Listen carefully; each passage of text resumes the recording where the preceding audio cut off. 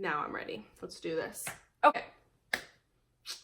Hello, my name is Kayla Dorsey, and I am a real estate agent with Ridgeline Home Group in Washington State.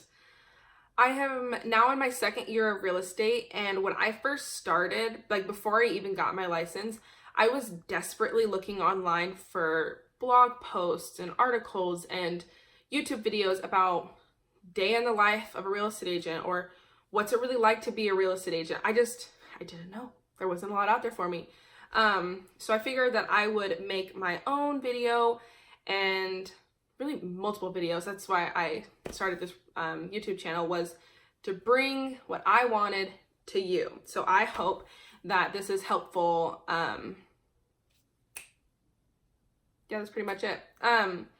So as you saw in the title, this is my 5 expectations versus realities in my first year of real estate. So I have notes right here. Also, if you're going to be an agent, you're going to power through these things. I buy them like in bulk. So I put together, like I said, my 5 things, and I'm going to run through them. Now, bear with me. This is my very first real estate. Well, it is my very first real estate video, but this is also my very first YouTube video. So be nice. So first and foremost, the one that makes me sound so silly is I expected multiple things when I first started to be easy. Now I know what you're thinking. You don't just walk into a career and it's just easy. But I didn't really know what to expect.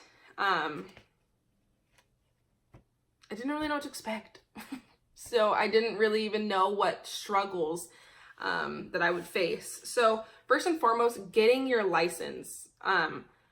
I expected that to be easier than it actually was. So getting through the courses, the online courses, was pretty straightforward. But when it came to the final test, that was hard.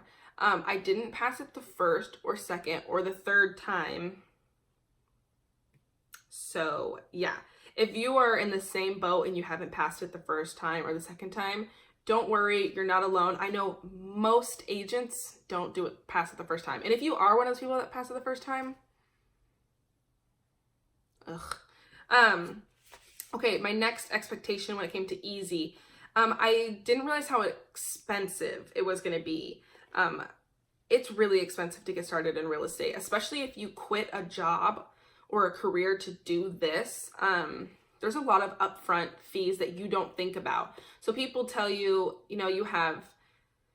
most places are going to tell you have this, this, and this fee, and you're like, okay, cool, got it. But what you don't think about is the fact that you're going to need business cards, you're going to need open house signs, you're going to need for sale signs, you're going to need lock boxes. I mean, there's a lot of things that you're going to need that cost a lot of money.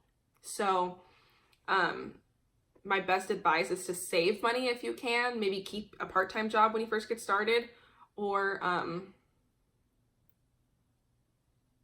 just be poor and sad when you first start. That's what I did. Next is when it comes to easy, is I figured I would do 1 transaction and no real estate. Maybe 2 transactions and no real estate. And the reality is, every transaction is so different. You can have your first transaction, which is super straightforward and easy. Then your next transaction can be really freaking hard. And then your third transaction could be even harder. Or you can have all easy ones and you're just super lucky. But the reality is you don't do 1 transaction and figure it out. You can do 1 transaction and might have a better understanding of like timelines and what comes next in a transaction. But there's so many things that will come up that you will have no idea what's going on. Like I said, I'm in my second year and I'm in a transaction right now that I'm like calling my managing broker like every 5 minutes, like, what's this? What's that? Sorry, I don't understand. So it's not that easy.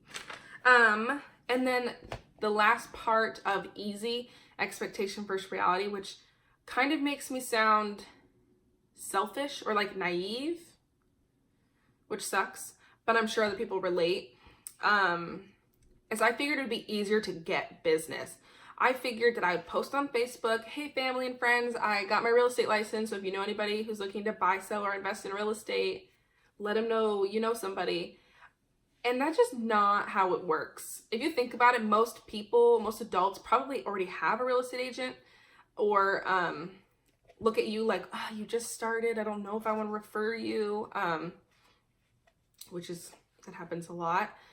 So I guess, yeah, the expectation of you would get your license and you would just post it on Facebook and get a bunch of business. That's just not how it goes. You're going to have to work harder for your business than that. And I didn't know that. So you're welcome. Next, okay, so this one gets me really excited, like really hype about this one. I assumed there was one way to be an agent, or there's one type of agent. You have the role you fit in as a woman as an agent, and then as a man. And they're like two very like stereotypical roles. And I tried really hard to fit what I thought that was to be a woman professional real estate agent. I bought blazers. I bought blouses and heels and slacks. Tried to find really like fancy looking purses. I just figured I had to fit this certain stereotypical role to be taken seriously. And that is just, that's so wrong. And I'm so mad at myself for ever believing that, because it's just not true. The best agents are the agents that are kind. The best agents are the agents who know their stuff, who put their clients first. And you don't have to look a certain way to be like that. So once I let go of trying to have this like facade of as a professional, I really fell in love with my job. And once I started being myself, I feel like everyone around me realized that I was taking it more seriously because I was just being me. I'm not the blazer wearing, slack wearing, stiletto wearing agent. I'm the cardigan and a tank top and jeans and flats kind of gal, and that's just who I am. So the reality is, be yourself and just be kind, and people are going to want to use you because they're going to gravitate towards that. So expectation versus reality of being an agent. The third thing is brokerages. So when you first get started, well, not when you first get started, just in general, to be a real estate agent, you have to work at a brokerage. This is where you hang your license. It's not physically a license hanging on the wall. It's just where your license is tied to is this brokerage, because they have somebody there called a designated broker who watches over you and makes sure that every transaction you do is legal and all of your forms are filled out correctly and blah, blah, blah. So I expected every brokerage to be the same. I just close my eyes and point at one and say, that's where I'm going to go. And that's just not how it works. Every brokerage is so different and offers such different things, has such a different vibe, such a different group of people. My best advice, if you're getting started and you don't know what brokerage you want to do, or what brokerage you want to work at, go into them. A lot of brokerages have like agent meetings, like team meetings, weekly or monthly. Ask to go to one. You'll get a vibe for the kind of people that are there, the age group, what's important to them. You'll know. You'll walk in and you'll go, no thanks. Or you walk into another one and you're like, yes, I love this. For me, my biggest things I was looking for was, this sounds so mean, but is age group. I really wanted to be around my peers. I wanted to be around people who were millennials, who were younger, maybe a little bit more in with the times, because I really like utilizing Facebook, and I wanted somebody to teach me how to use Instagram and a blog and websites to build my business. And some older brokerages maybe don't put a huge emphasis on that. So that was really important to me. Also really important is commission split. So again, if you're new in real estate, I'll explain commission split. So when you sell a house, let's say a $250,000 house, you make 3% of that. So that 3% is then split again. And some places it's a 60-40 split. So 60-40 means you keep 60% of that 3% and your brokerage keeps 40. Some places it's 70-30, 80-20.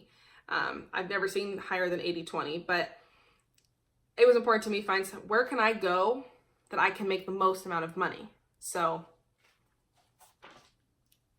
make sure that's something you're looking for, because I didn't know that. I was just like, every brokerage is the same, whatever. And I went somewhere and they were like, it's a 60-40 split. And I was like, okay. And then somebody else was like, well, over here it's a 70-30. And I'm like, oh, I could be making 10% more. And where I'm at now, it's an 80-20 split. So I'm making 20% better than where I was at first. I had to double check that math. Did you see that? I was like, oh my gosh, was that math correct? So commission split, not every brokerage is the same. So the next one is something that I was really self-conscious about. When I first got started and I got my license and I went to the brokerage that I chose, listening to everybody talk, I was like, is it bad that I don't own a house? Does that make me less of an agent, or does that mean that people are going to take me less seriously because I don't own a house? Like, I'm in the bedroom of my 1-bedroom, 1-bathroom apartment that's super small. Like, am I going to be less of an agent? Are people not going to take me seriously? And I expected that to be, yes, you're not going to be taken seriously until you own your own house. And the reality is that's so not true. Literally nobody asks me, so do you own your home, when I am helping them try to find their house? So if you live in an apartment and you're getting started, nobody's going to judge you. And I expected to be judged, and nobody does. Like I said, if you know your stuff and you're kind, it doesn't matter where you live as an agent. So it's so silly to me that I ever thought that.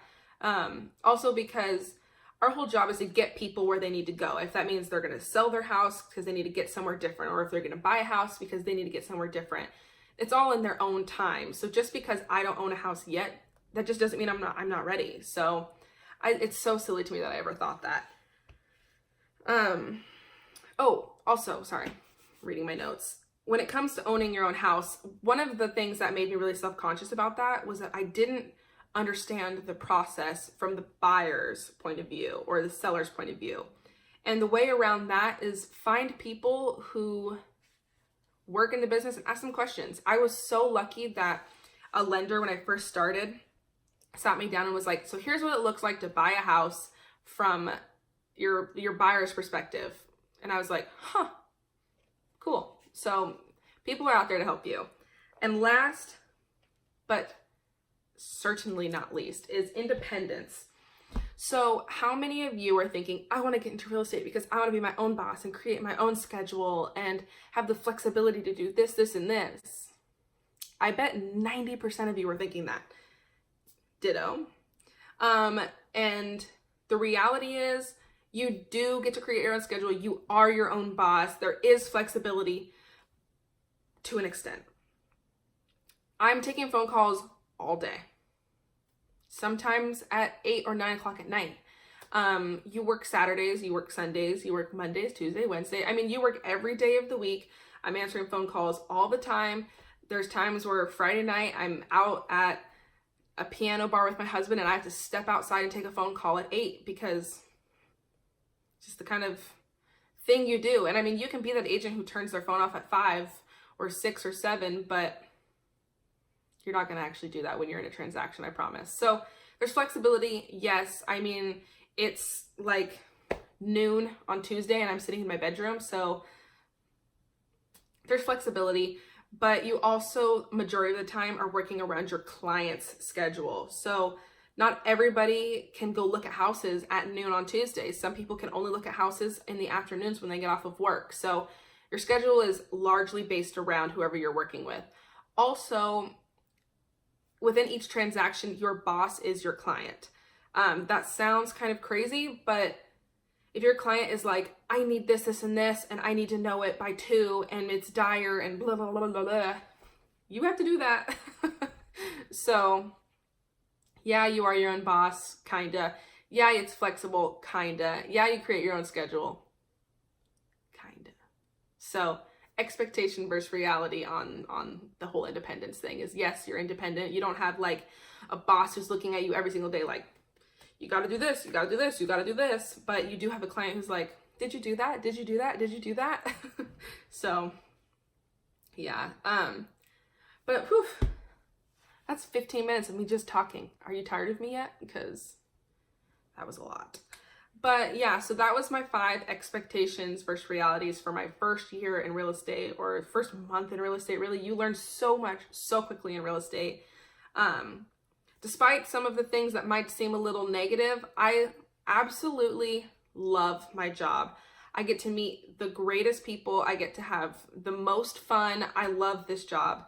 And if you're willing to work hard and have fun constantly, like I'm constantly having fun, then this is the perfect career for you. And I'm so excited, and I wish you the best of luck when it comes to getting your license, or if you already have it in your first year, best of luck. But thank you for watching, and stay tuned because I will be doing more videos in the whole real estate realm and maybe more as this progresses. But I'm really excited, and thank you so much for watching my first YouTube video. How crazy is this? Crazy. Thanks, guys. Have a good one.